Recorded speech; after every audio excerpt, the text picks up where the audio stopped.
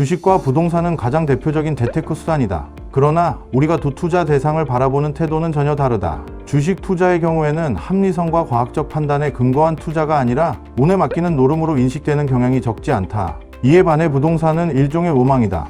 무리하게 은행 대출을 끼고 집을 구입한 사람을 내 집 장만의 꿈을 실현한 사람으로 칭송하며 이제부터 천천히 갚아가면 된다고 덕담을 하는 것이 일반적이다.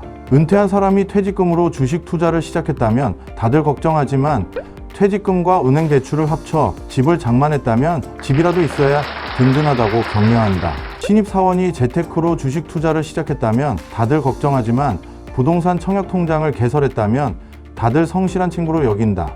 이러한 인식은 정도의 차이는 있지만 국내뿐만 아니라 해외에서도 비슷하다. 그렇다면 주식과 부동산에 대해 이렇게 상이한 태도를 갖게 된 이유는 무엇일까? 부동산 투자는 재테크 이상의 의미를 가지고 있기 때문이다. 다시 말해 우리는 부동산 투자에 대한 문화적 편향성을 갖고 있다. 부동산은 많은 사람들에게 단순히 재산 축적을 위한 투자 대상을 넘어 심리적인 안식처이자 사회적 신분의 상징물로 여겨지기 때문이다.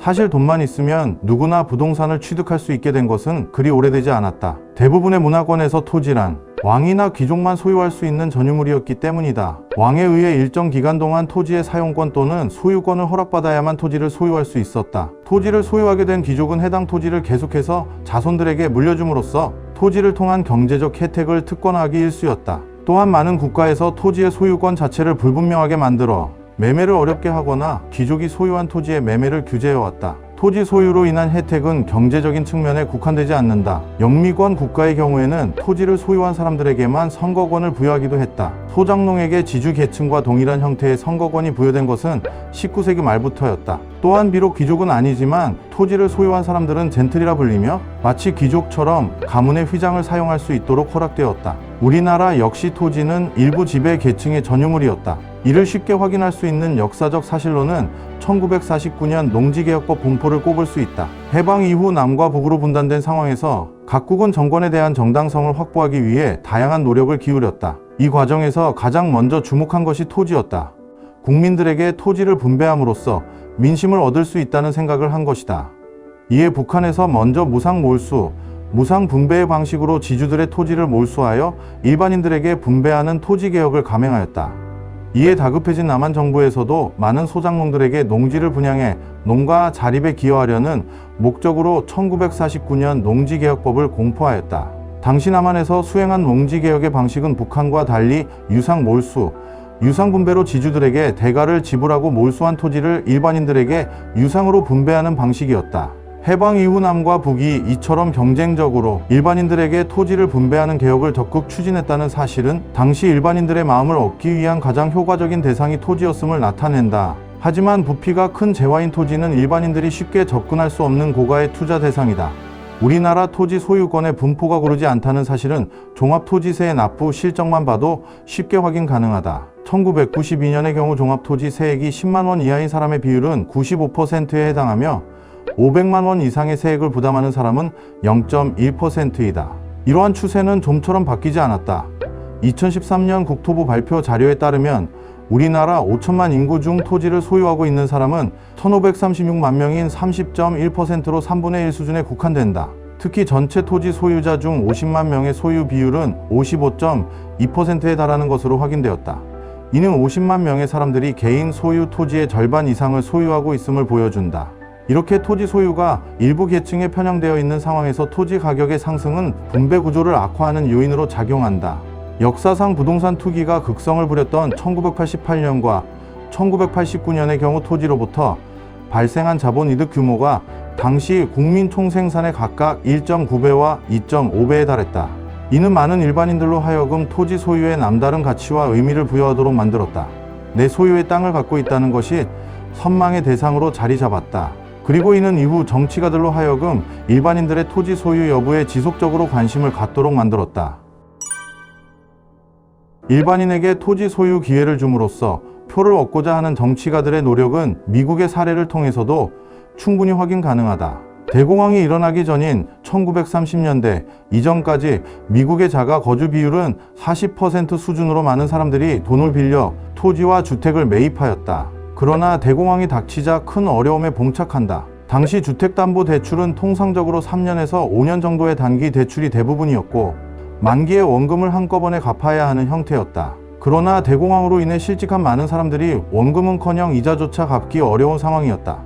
이에 정치가들은 당시로서는 파격적인 수준인 15년까지 대출이 가능하도록 주택담보시장을 적극 지원하였다. 이후 경제가 안정화되었음에도 불구하고 주택담보대출에 대한 미국 정부의 지원은 지속되었다. 미국 정부는 연방주택사업국을 통해서 주택 구입에 필요한 자금의 80%까지를 지원하기 시작했으며 대출 기한 또한 최장 20년까지 또다시 늘려주었다. 많은 미국인들의 주택 소유의 꿈을 실현시켜주려는 정치권의 지속적인 관심 덕분이었다. 이로 인해 1960년대 들어 주택 소유 비율은 60%까지 상승하게 되었다. 하지만 이러한 미국 정부의 주택담보대출에 대한 정책적 지원은 철저히 백인만을 대상으로 진행되었다. 주로 흑인이 거주하는 지역은 좀처럼 대출이 이루어지지 않았다. 명목상의 이유는 흑인은 신용등급이 낮다는 것과 흑인 거주 지역은 담보 물건이 불확실하다는 점이었다. 당시 모기지 대출을 받은 흑인 5명 중 1명은 8% 이상의 고금리를 적용받은 데 반해 8% 이상의 고금리를 적용받은 백인은 단 1명도 없었다. 이러한 사실은 1950년대부터 1960년대까지도 토지 소유에 대한 완벽한 기회균등이 이루어지지 않았다는 점을 확인시켜준다. 1970년대까지 흑인 인종차별 철폐 운동이 본격적으로 전개되면서 이와 함께 주택담보대출 관련한 차별 또한 함께 시정되었다. 1977년 지역재투자법이 제정되면서 시중은행들로 하여금 소수 민족이 거주하는 빈곤 지역에도 대출이 가능하도록 강제하였다. 2000년대에 들어서도 부동산을 매개로 유권자의 표심을 사로잡기 위한 노력은 멈추지 않았다.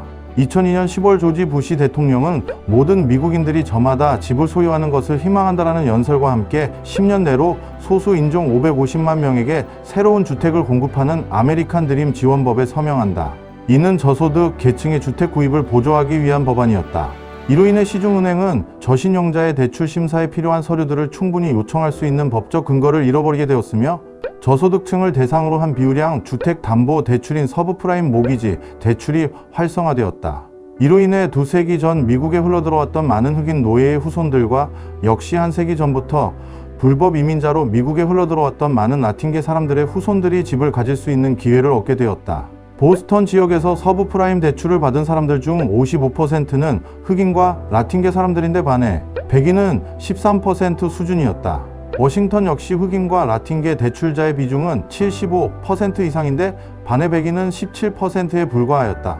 이러한 사실만 보더라도 서브프라임 모기지 대출을 활성화시켰던 법안 통과가 소수 민족 계층의 주택 소유 열망에 부합하고자 했던 것임을 쉽게 확인할 수 있다.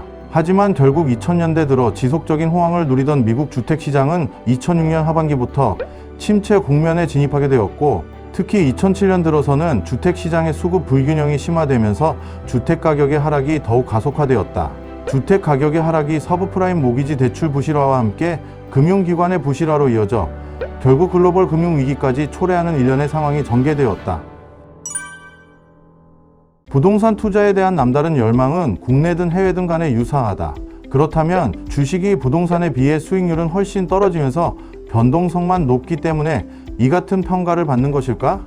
경제사 학자인 하버드대학교 니얼 퍼거슨 교수는 10만 달러를 1987년부터 2007년까지 20년 동안 미국의 주식 시장과 부동산 시장에 투자했을 때 어떠한 수익률의 차이를 보이는지 비교 분석해 보았다. 부동산 시장의 경우에는 10만 달러의 투자 금액이 27만 5천 달러에서 29만 9천 달러 수준으로 대략 2.5배에서 3배 정도 상승하였다. 이에 반해 주식 시장에 이 같은 기간 동안 10만 달러를 투자할 경우 S&P 500주가 지수를 기준으로 대략 5배의 상승을 기록하였다. 영국을 대상으로 한 조사에서도 같은 기간 동안 영국의 주택시장에 투자할 경우 20년 후 4배 정도 집값이 상승했지만 주식시장의 경우에는 영국의 대표적인 주가 지수 중 하나인 FTSE 지수를 기준으로 대략 7배 정도의 수익을 거두는 것으로 확인되었다.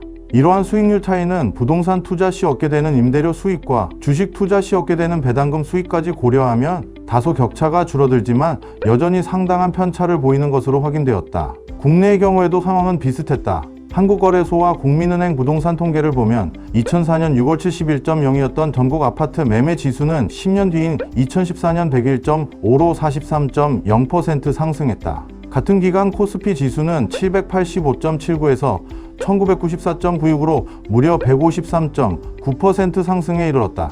결국 주식 투자가 아파트 투자에 비해 3.5배가량 높은 수익을 거둔 셈이다. 직접적인 투자 대상으로 비교할 경우에는 더욱더 극명하게 수익률 차이를 확인할 수 있었다.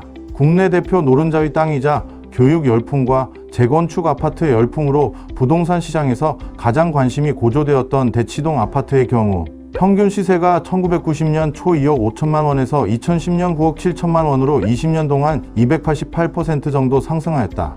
이에 반해 국내 대표 우량주인 삼성전자, 롯데칠성, SK텔레콤 등에 투자했을 경우 삼성전자 3,950%, 롯데칠성 3,220%, SK텔레콤 4,748%의 수익률을 기록하였다.